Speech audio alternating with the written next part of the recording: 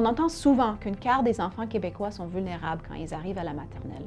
Cette vulnérabilité se retrouve principalement dans les milieux que l'on conçoit comme défavorisés. Ceci est une croyance acceptée à grande échelle qui va influencer notre façon d'intervenir auprès des enfants. Toutefois, la réalité de la transition à l'école est beaucoup plus nuancée que cette idée de la maturité scolaire. Il est donc important de prendre le temps de comprendre comment la transition se vit vraiment au-delà de nos perceptions. La transition vers l'école se vit à travers la préparation de l'école à accueillir tous les enfants et leurs familles, ainsi que de les soutenir à travers ce passage marquant. Cette compréhension permet donc de prévenir la panique associée à cette notion de vulnérabilité et aussi d'éviter la mise en place de plusieurs projets qui ne répondent ni aux besoins des enfants ni aux besoins des familles.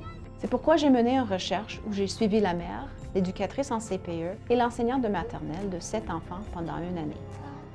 Ceci afin d'aller plus loin que les perceptions généralement répandues sur les enfants qui ne sont pas prêts pour l'école en milieu défavorisé.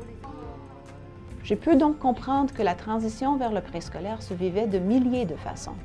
Pour le parent, la transition peut se traduire autant dans la fébrilité d'acheter le premier sac d'école que dans la grande déception de manque de communication entre les parents et les enseignants, comparativement à ce qu'ils avaient vécu au CPE. Pour les éducatrices en CPE, la transition devient une collaboration quotidienne avec les parents, afin de répondre aux inquiétudes des parents et des enfants. Qu'est-ce qu'on a de symétrique dans notre visage? Pour certaines enseignantes, il s'agit d'essayer de se rendre accessible aux parents malgré les contraintes de milieu.